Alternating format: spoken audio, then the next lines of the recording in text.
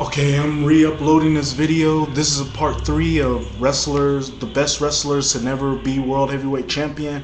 Like I was saying about John Morrison, he has the look, he has the talent, he has the charisma.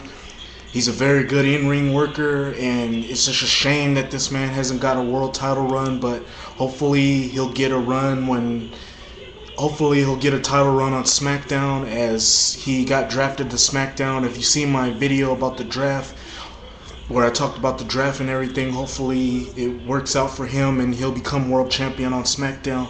The next wrestler I got on here is Brian Pillman. He was a very good worker, good high flyer, had good charisma, excellent worker, can put on good matches, and he was just an overall very hard working wrestler. And it's a shame about the injuries that caught up to him. That injury that happened to him when he was in East, before he was about to sign the deal with the WWE. The injuries pretty much caught up to him, so he didn't get his run in the WWE that he should have got, the title run that he should have got, but he should have got a run in WCW, as he was one of the most over heels in WCW with that loose cannon gimmick. And I felt that he should have got a title run when he was in his prime in WCW, but it never happened.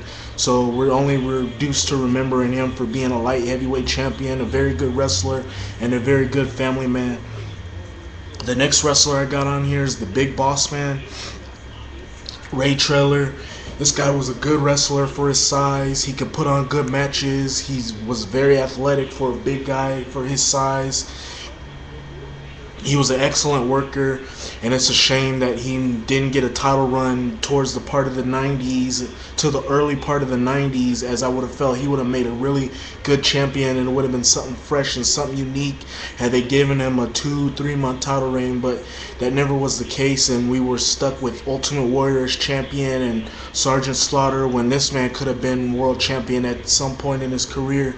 And even in 1999, when the belt was getting traded back and forth, where you had The Rock, you had Triple H, you had Big Show, you had Austin. Everybody was trading that belt back and forth, and I felt that he should have gotten a run, gotten a piece of that action, and gotten some sort of a 1 month or 2 month title reign, just for sticking with the company and putting up with some of the stuff the company made him do, by putting him in that crappy Hell in a Cell matchup, putting him in that Kennel from Hell matchup, and just many other things in the part of 99.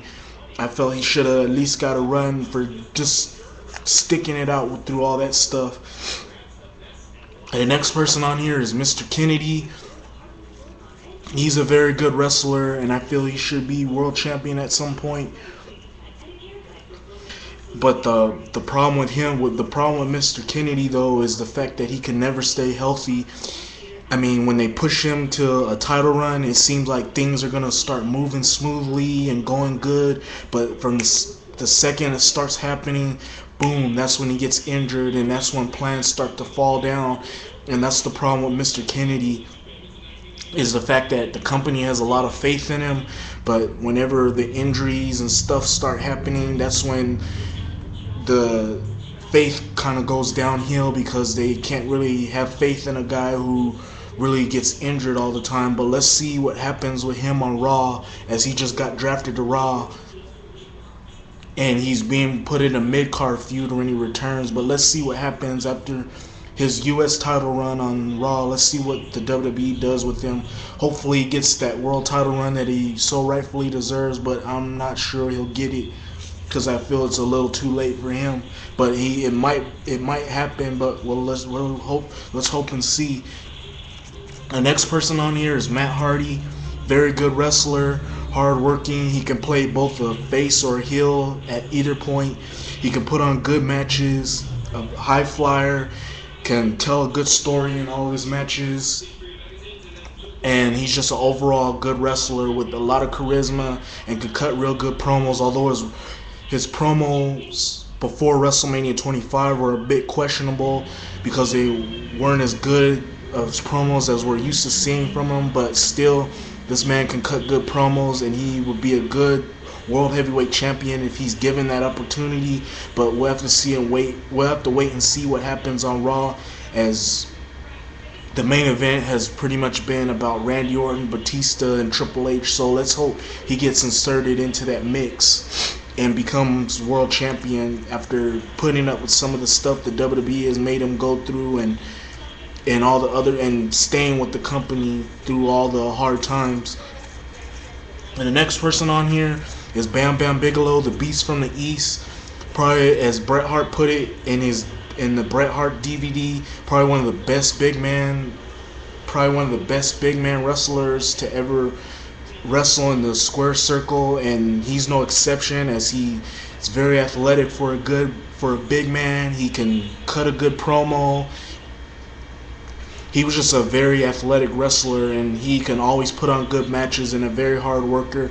And it's a shame that he didn't get a title run in '95 or some part in his career, toward the later parts of his career in WWE, after putting up with so much of the stuff that WWE made him go through, whether it was wrestling clowns or having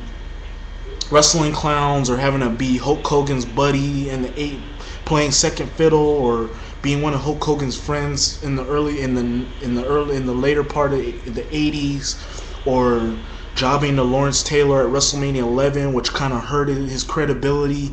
This man should have gotten a title run just for sticking it out and having to go through all that, but it never was the case. And he should have got a title run in ECW as well, but it never was this case, as he was always used to put over talent or be put in comedy matches or help build a new star. But it would have been good to see him get a title run toward the later part of his career, before he finally left the wrestling business and what happened to him, and then him dying, and then stuff like him dying. It's a shame that he never got the world title run that he deserved, but he was a good wrestler, and it's a shame we'll only remember him for being an athletic big man and never being a world heavyweight champion. Next person on this list is Finlay. Very good worker, can cut a good promo, can have a good match with just about anybody, always willing to put people over. It's a shame that he never really got a title run in WCW, as he had the charisma, he had the look, he can wrestle with just about anybody. But WCW was really putting the title on Goldberg and Nash and many other stars, and not really putting it on good wrestlers like him. And then it's a shame he didn't get a title run in '07, as I felt that good things could have been done with him in 2007, but that wasn't the case, as he was just used to put wrestlers over. And he did get a U.S. title run, but I felt he should have gotten a world title run in '07, but that wasn't the case. But I hope at some point in the later part of his career that he gets a world title run, as he's dwindling around at the age that he is now, and to the point where he's gonna be done with wrestling pretty soon. Hopefully he gets that title run before he retires, but I'm pretty sure that ain't gonna happen. And then finally, the last wrestler I got on here is John Tenta, better known to many wrestling fans as Earthquake. Very good wrestler, a very good athletic big man. At some point in the early part of the 90s, he should have got a title run when he was in that program with Hulk Hogan. He should have had a run with the title, but they weren't really set on putting the title on him. But it would have been good to see Earthquake get that title that title run that he so rightfully deserved. Even in the 1993 or the later part of '94, he should have got a title run, but the WWE wasn't looking to put the title on him. They were just looking to build him as a star and a tag team wrestler, and then build him as sort of enhancement talent.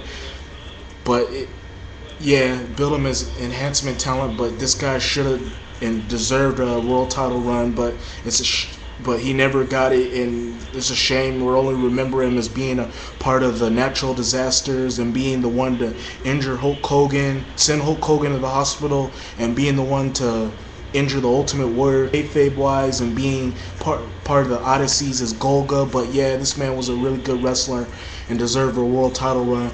Anyhow, that's my third part of my video. Hope you like my video. You can rate, you can comment, and I hope to see you tomorrow.